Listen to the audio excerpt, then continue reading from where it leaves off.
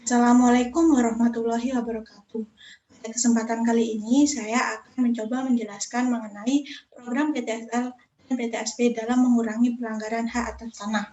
Sebelumnya, perkenalkan nama saya Rifaatul Mahmudah, NIM 18 19 10 50 10 67 dari Prodi S1 Perencanaan Wilayah dan Kota Universitas Jember.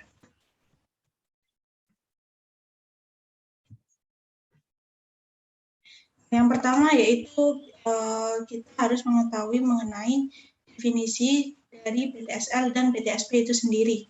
Untuk PTSL merupakan program sertifikasi gratis dari pemerintah. Ini dikarenakan masih banyaknya tanah yang belum bersertifikat. Kepanjangan dari PTSL sendiri yaitu pendaftaran tanah sistematis lengkap.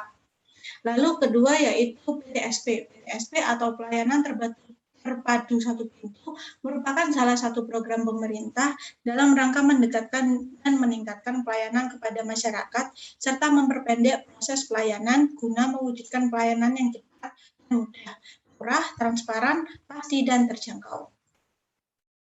Yang pertama, saya akan membahas mengenai PTSL atau pendaftaran tanah sistematis lengkap. Latar belakang dari PTSL ini sendiri, tanah merupakan objek investasi yang mengakibatkan nilai harga tanah akan semakin menjulang tinggi.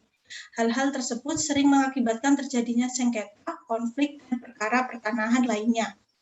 Pentingnya peranan tanah bagi kelangsungan hidup manusia, maka perlu dilakukan pendaftaran tanah, sehingga dalam hal ini tanah yang telah didaftarkan dapat memberikan jaminan kepastian hukum bagi pemilik tanah dan tidak akan menimbulkan konflik atau sengketa bagi pemiliknya. Sistem pendaftaran sistematis lengkap atau PTSL ini telah diatur oleh pemerintah melalui Peraturan Menteri Agraria dan Tata Ruang atau Kepala Badan Pertanahan Nasional Republik Indonesia Nomor 6 Tahun 2018. Sertifikat hak atas tanah berfungsi untuk memberikan kepastian dan perlindungan hukum terhadap pemegang sertifikat tersebut.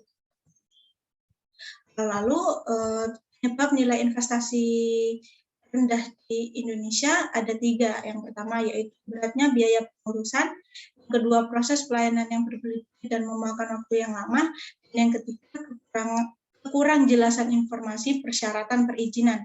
Misalnya saja pelayanan perizinan di Indonesia dapat mencapai waktu 60 hari yang menurut para praktisi ekonomi hal ini terlalu lama. Lalu untuk dasar hukum dari PTSL ini sendiri, yang pertama yaitu Undang-Undang Republik Indonesia Peraturan Pemerintah Nomor 5 Tahun 1960 tentang Peraturan Dasar Pokok-pokok Agraria Pasal 19 Ayat 1 sebagai dasar pelaksanaan pendaftaran tanah di Indonesia. Kedua yaitu hasil akhir dari pendaftaran tanah adalah dengan diterbitkannya sertifikat hak atas tanah sebagaimana diatur dalam Peraturan Pemerintah Nomor 24 Tahun 1997 tentang pendaftaran tanah pasal 4 ayat 1. Ketiga yaitu sistem pendaftaran sistematis lengkap atau PTSL. Ini telah diatur oleh pemerintah melalui Peraturan Menteri Agraria dan Tata Ruang Kepala BPN Republik Indonesia Nomor 6 Tahun 2018. Lalu untuk manfaat dari PTSL sendiri, yang pertama yaitu masyarakat memiliki visa kepemilikan tanah. Yang kedua yaitu menghindari konflik atau sengketa tanah.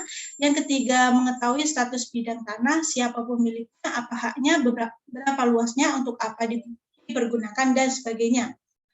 Yang keempat yaitu membuat aset masyarakat yang bisa dijadikan jaminan bank untuk modal usaha. Yang kelima yaitu sebagai jaminan kepastian hukum. Dan yang terakhir yaitu mempermudah pemerintah dalam untuk melakukan penataan dan perencanaan kota.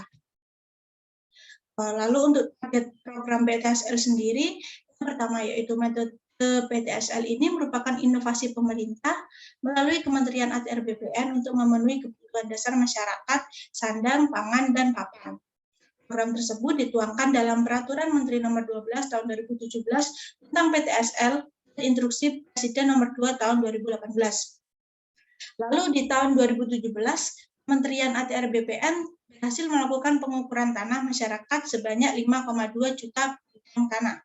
Di tahun 2018, ATR BPN bahkan melampaui target dengan mengeluarkan 9,4 juta sertifikat.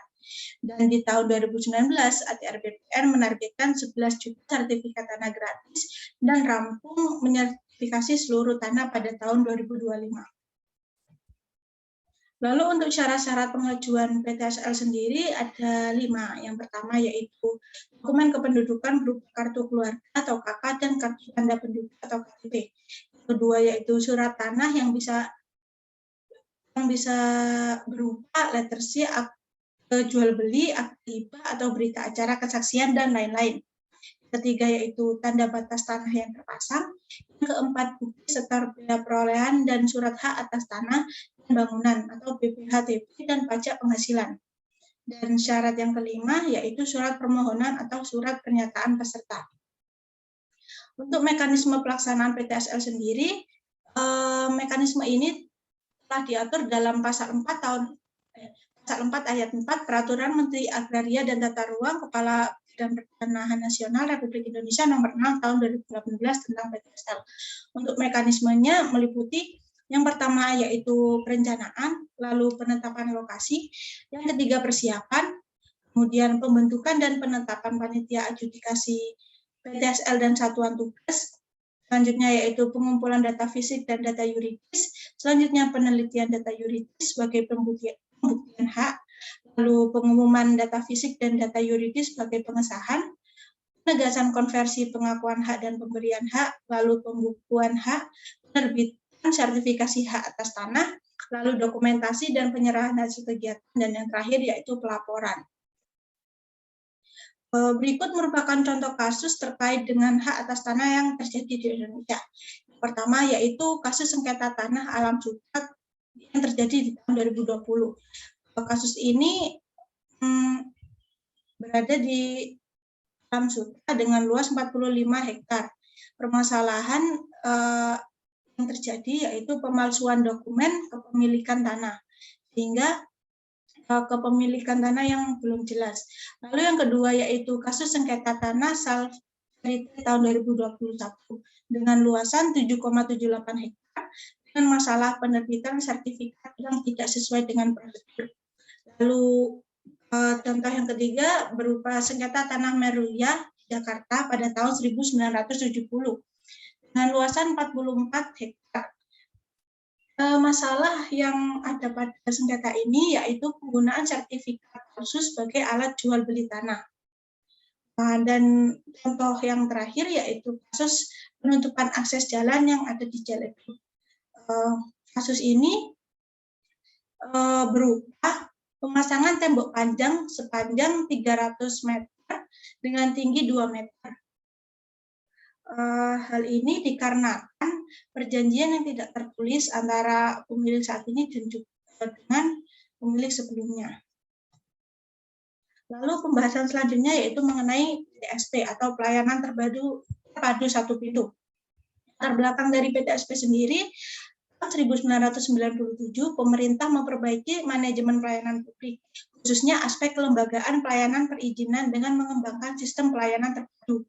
Melalui surat edaran nomor 503/125/PUOP tentang pembentukan pelayanan terpadu satu atap, tahun 1998 ditetapkan Instruksi Menteri Dalam Negeri nomor 25 tahun 1998 tentang pelayanan terpadu satu atap. Komitmen pemerintah untuk meningkatkan kualitas pelayanan publik semakin diperkuat dengan disahkannya Undang-Undang nomor 25 tahun 2009 tentang pelayanan publik. Dalam rangka meningkatkan pelayanan kepada masyarakat, mencari keadilan guna mewujudkan pelayanan mudah, transparan, terukur, dan terjangkau, perlu dilaksanakan perubahan sistem pelayanan. Perubahan sistem pelayanan tersebut adalah pelayanan yang dilaksanakan secara terintegrasi dalam satu kesatuan proses dimulai dari tahap awal sampai dengan tahap penyelesaian produk, pelayanan pengadilan tinggi dan pengadilan negeri melalui satu pintu. Dasar hukum, tujuan, dan prinsip dari PTSP sendiri, yang pertama untuk dasar hukumnya meliputi Keputusan Direktur Jenderal Badan Peradilan Umum Nomor 77 DJU SK/HM 02-3/2/2018 tentang pedoman standar pelayanan terpadu satu pintu atau PTSP pada pengadilan tinggi dan pengadilan negeri. Tujuannya pertama yaitu mewujudkan proses pelayanan yang cepat, mudah, transparan, terukur sesuai dengan standar yang telah ditetapkan. Dan tujuan kedua yaitu memberikan pelayanan yang prima, akuntabel, dan anti korupsi, kolusi, dan nepotisme. Untuk prinsip PTSP sendiri ada 5. Yang pertama keterpaduan, yang kedua efektif, efisien, dan ekonomis, yang ketiga koordinasi, yang keempat akuntabilitas, dan yang kelima aksesibilitas. Permasalahan dalam pengoperasian PTSP ini sendiri ada 4. Pertama yaitu anggaran yang terbatas, yang kedua kualitas sumber daya aparatur yang kurang memadai, yang ketiga sarana dan prasarana yang kurang mendukung, dan yang terakhir masih adanya percaloan dalam pengoperasian PTSP ini. Lalu selanjutnya akan membahas mengenai studi kasus. Untuk studi kasus saya mengangkat pelaksanaan PTSL yang ada di Kabupaten Lumajang, Jawa Timur. Kementerian Agraria dan Tata Ruang atau Badan Pertanahan Nasional memiliki wewenang dalam bidang pertanahan, memberikan jaminan kepastian hak atas tanah sebagaimana yang diamatkan dalam Undang-Undang Nomor 5 Tahun 1960 tentang tentang UUPA. Sertifikasi tanah adalah hak bagi masyarakat yang memiliki tanah tersebut sebagai pengakuan atas kepemilikan tanah tersebut. Layanan sertifikasi tanah saat ini lebih dipercepat sebagaimana upaya pemerintah pusat. Lumajang untuk memenuhi harapan target 22.000 sertifikat terselesaikan